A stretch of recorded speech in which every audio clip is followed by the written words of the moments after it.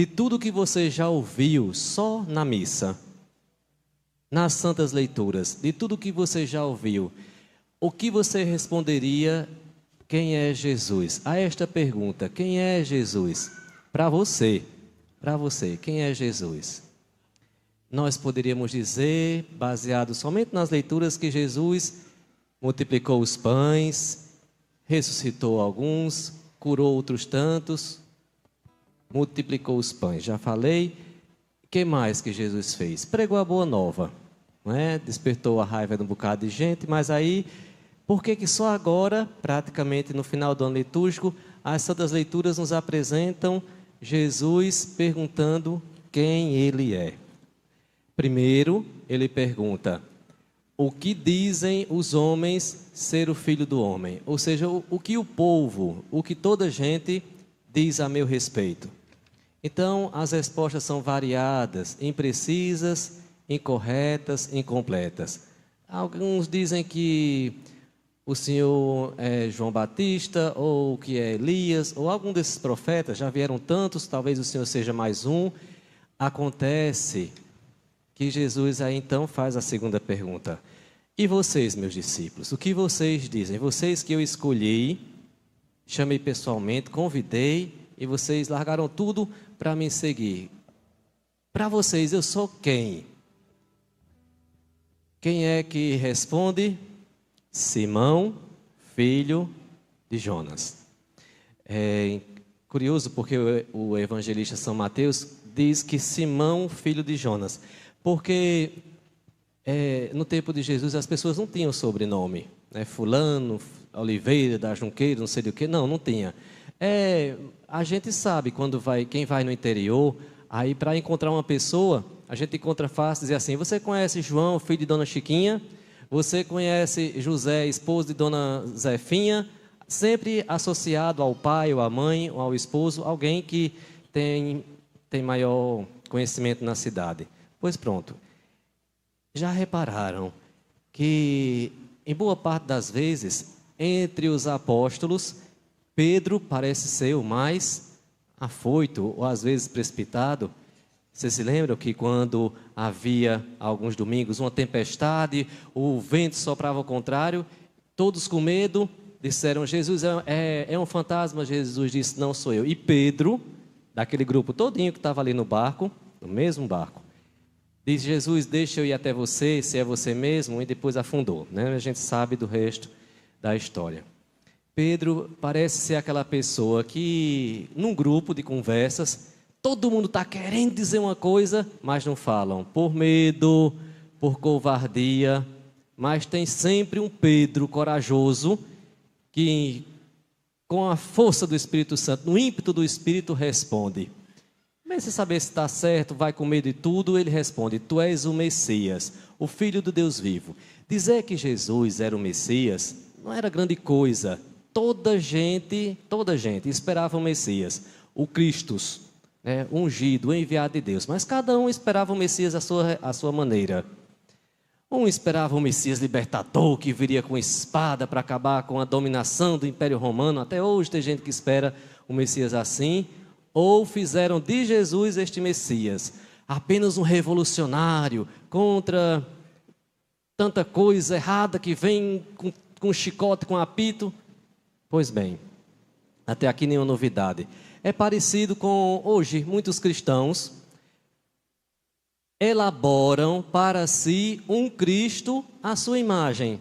A maneira como eu desejaria que ele fosse, é assim que é Jesus. Às vezes, um Jesus muito divinizado, somente divino, é Deus que está tão nas alturas que quando vem alguém me pedir ajuda, eu não consigo reconhecê-lo nessa pessoa.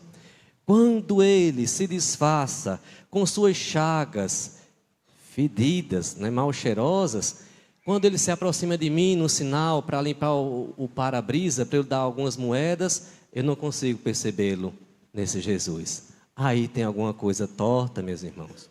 Não podemos ver Jesus, claro, ele está real, verdadeiramente na Santa Eucaristia, Deus, vamos dizer daqui a pouco, Jesus está sentado à direita de Deus Pai, mas Ele quis e quer se fazer reconhecer nos nossos irmãos e irmãs mais necessitados.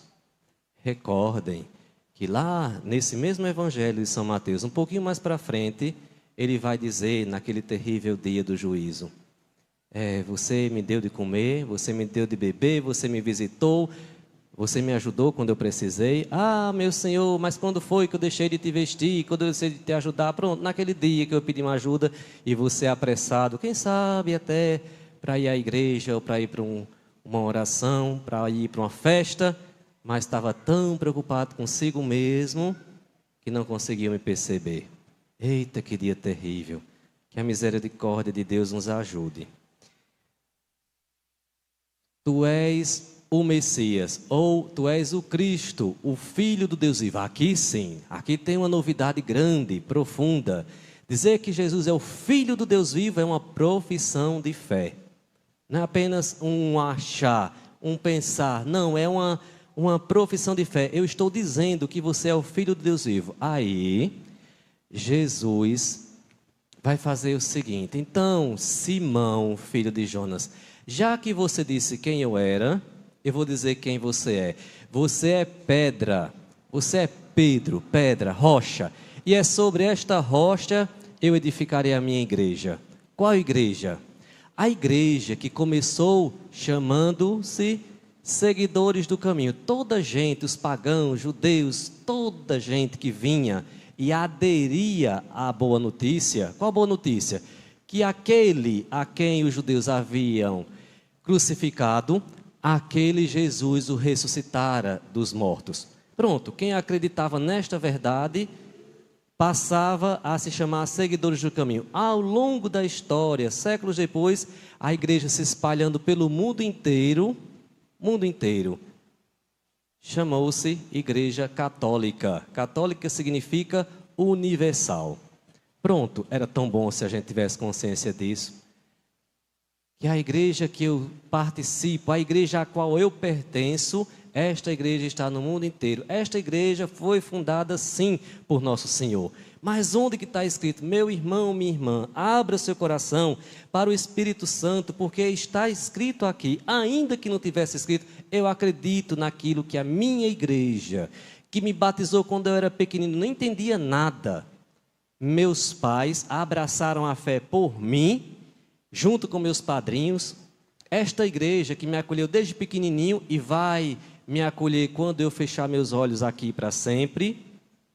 Vai um ministro, um diácono ou padre encomendar seu corpo e celebrará a sua missa de 7º, 30º dia, um ano. Esta igreja. Tu és o Messias. E Jesus diz: tu és Pedro, sobre esta pedra eu edifico minha igreja. E ele diz mais, para não iludir ninguém, como Jesus é verdadeiro. Com caridade ele diz, mesmo que doa. Até aqui, minha gente, muitos deixaram de seguir Jesus. Até este momento desta fala de Pedro, muitos já tinham dado para trás. Seguir Jesus de verdade não é para os fracos, não é. Se você está no seguimento de Jesus, é pela força que o Espírito Santo lhe dá. Tu és Pedro, e sobre esta pedra eu edifico a minha igreja.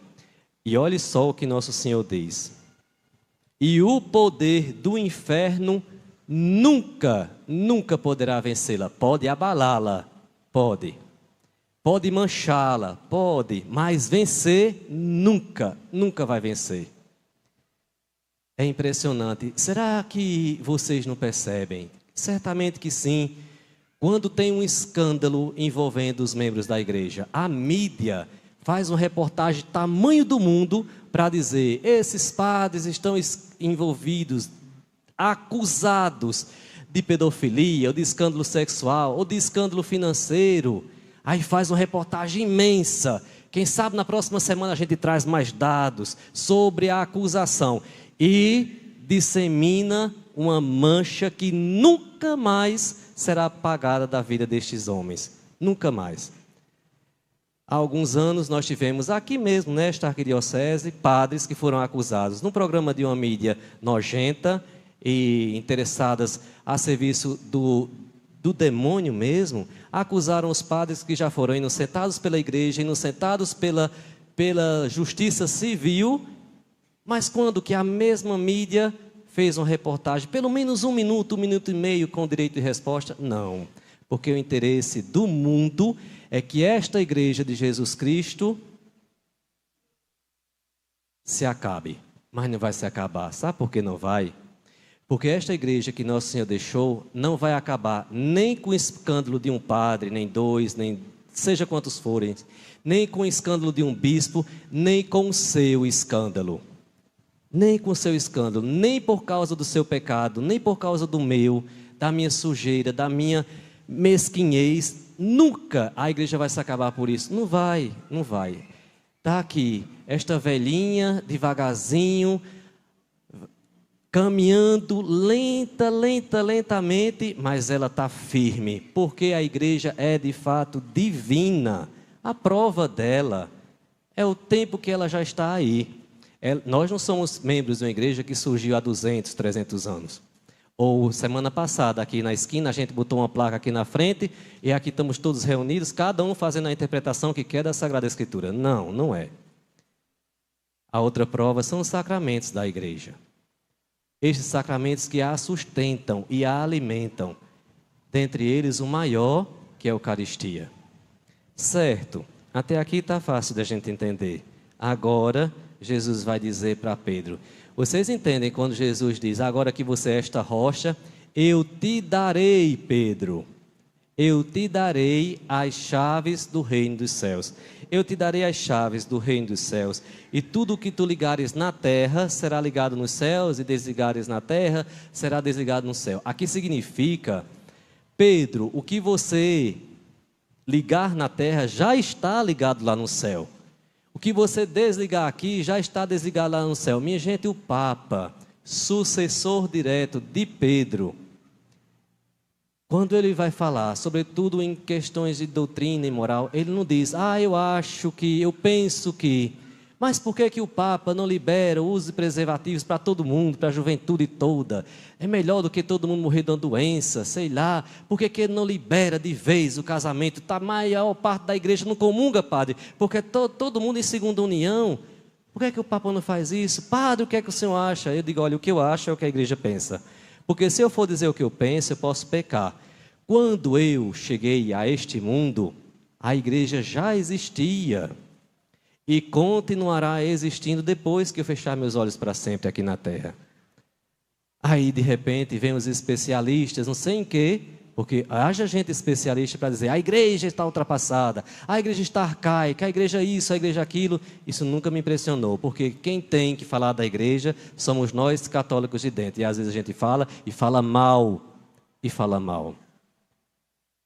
Sabe, enquanto tem o mundo inteiro já para atacar a nossa igreja, sabe o que é que nós fazemos?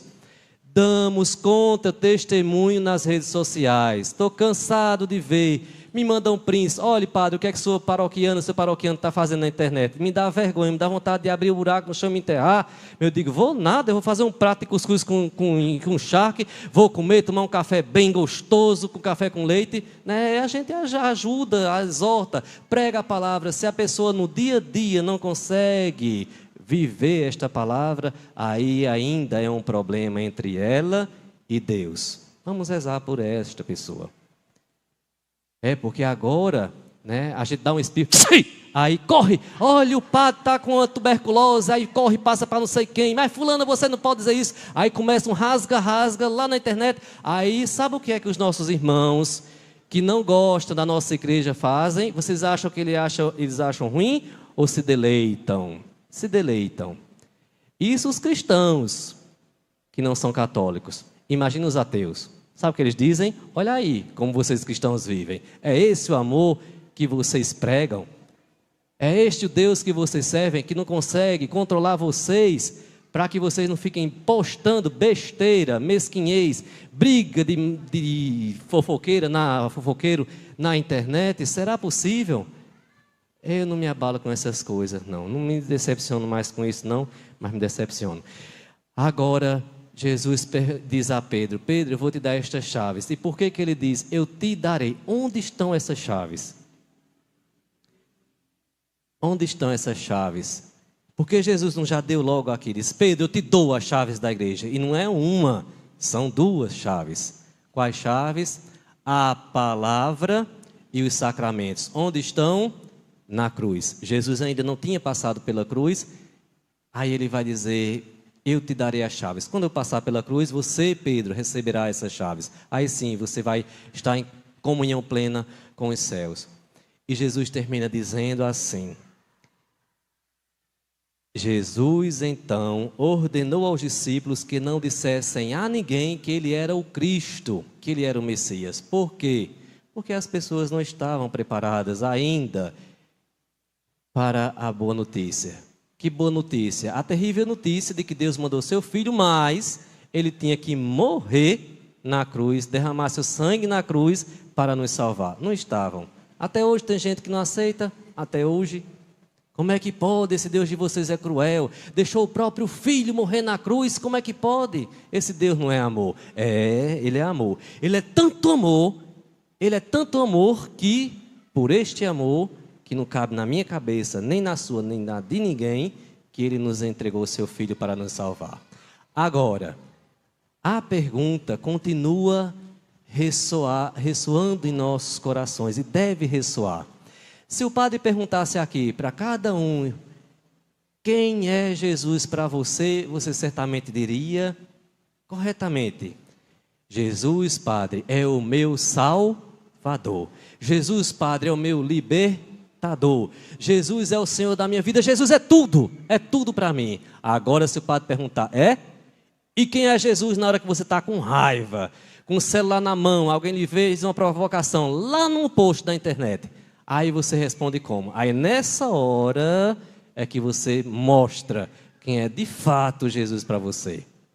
É quando você sabe daquela pessoa que puxou o seu tapete, que lhe contrariou, mas lhe contrariou, que deixou você fora de si. É aí que você mostra quem é Jesus para você.